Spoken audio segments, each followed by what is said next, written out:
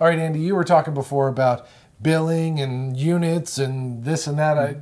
How do we get billed for electricity and water and gas from GUC? Okay. Well, electric, we're billed per kilowatt hour. Of course, with energy conservation, it's good to be able to measure what you're doing, and the meter's a good tool to use to do that. So on your bill, you're billed for kilowatt hours. That means 1,000 watts used for an hour. That's pretty universal for most utility companies. Okay. Our gas, on the G number on your bill, you see run across, that's your gas. That's billed in what we call a therm, per therm, and a therm is 100,000 BTUs. And that's not universal. Some gas companies bill for decatherms and other units, but we bill for therm. Now the water part is very non-universal. It can change, even in East North Carolina, might be 10, 15 different ways companies bill for water. Really? I always thought it was just by gallons. Well, we actually bill on your bill. The unit you see on the right side of your bill is in K gallons, meaning 1,000-gallon units. But your meter's reading in cubic feet. Oh, you know what? You have a couple of meters here. Let me see. You got a small one, but that's not as much fun as seeing the big daddy here. All right. So this odometer-looking thing is actually going to read in cubic feet. And there's 7.33 gallons per cubic feet.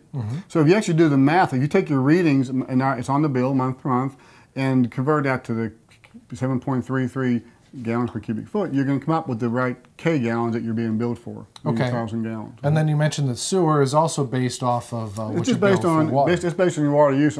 It's assuming that about 93.5% of your water is not going through the sewer. So it's just based on your water usage. So we always want to have water conservation on the back of our minds too. In the home, showering is often the largest user of hot water. That depends on, are you a 5 or 8 minute person or an hour-long person? That all varies.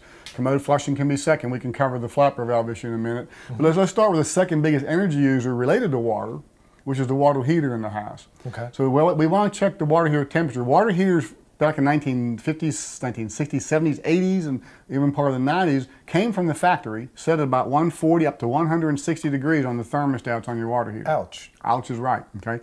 Now, after the McDonald's lady spilled coffee, immediately the water heater industry said, whoa, if McDonald's can get sued, probably so can we. So the water heaters at that moment started being, leave the factory set at 120. So that's kind of the recommended setting now, to have your water heater somewhere around the 120 mark. It's going to vary from household to household. You know, 2 people can easily get by with 120. Family of 5 might need to bump it a little higher, say in the winter especially, because they might need more hot water, that many people. I was going to say, just tell them to take shorter showers. Well, that's the best thing to do. That's what my father would do. My father actually, his idea of conservation for hot water, he gave you 2 minutes in the shower. At the 2-minute mark, he walked downstairs in the basement, took the hot water, shut it off. So you didn't get it done in 2 minutes, you were done. You had to put up with the cold. Okay. Well, water and showering, that can be a triple whammy. You're paying for the water, you're paying to heat the water, which is even more than the water, and your sewer bill is based on your water use. So that's you're paying 3 times for hot water when you're showering. Okay. So one quick way of checking how hot is my water, because we can look at the thermostats on the water heater itself, very easy to check, but that's not going to tell you what it's being delivered to the faucets at. So just pick a faucet, and we just picked this one here in the kitchen, and we were close by. Right. So I can just shoot right in there? Okay. You can cook 132, 133, 34.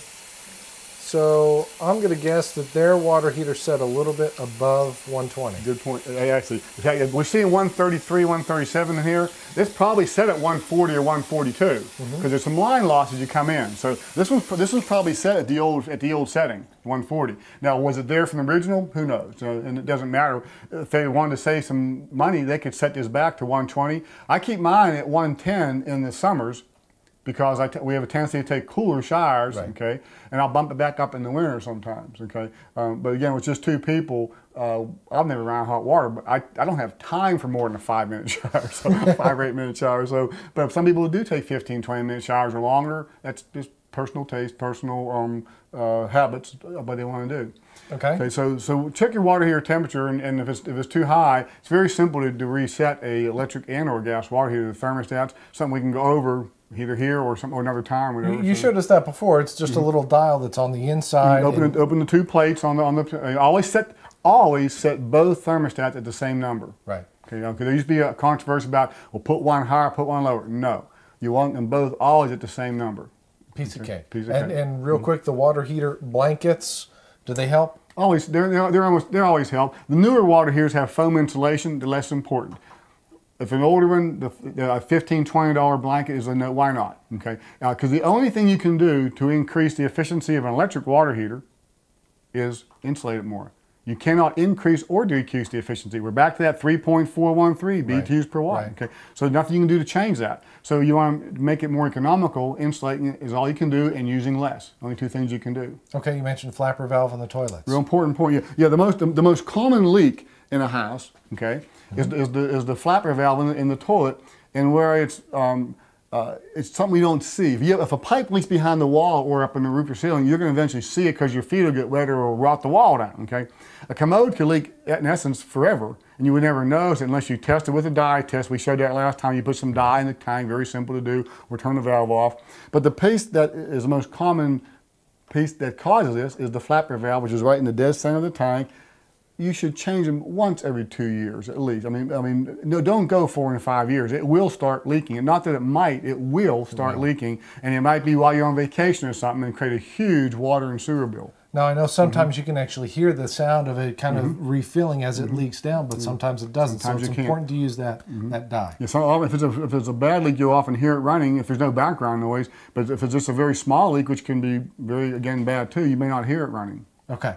And also, commode leaks can easily come and go. Flush it, chain hangs up, runs the whole day you're gone to work. Someone comes home, flushes again, and it unhooks it. So plumbing leaks like that can come and go. That's why it's good to concentrate on your commodes, because they're that one that can create problems, but they're the easiest to fix. And it's the double whammy, like you said, because it increases the water, plus it increases your sewer bill, because that's based on how much water you use. Yes. Okay. Right. Anything else that we left out for the winter? Well, we could cover probably 1,000 little items, but those are the big ones. I think that's all we have time for now. Okay. People that want more information or more help from GUC on energy conservation, how to keep their utility bills lower, how do they get in touch with you? Well, call me directly.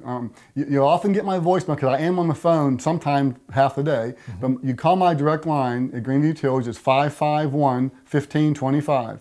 551-1525. And is there some information on GSC's website as well? We have a great website that has all sorts of energy saving tips, water saving tips on our website. So go there too. We have an online energy audit if you want to also. So. Outstanding. Thank you very much. Thank you.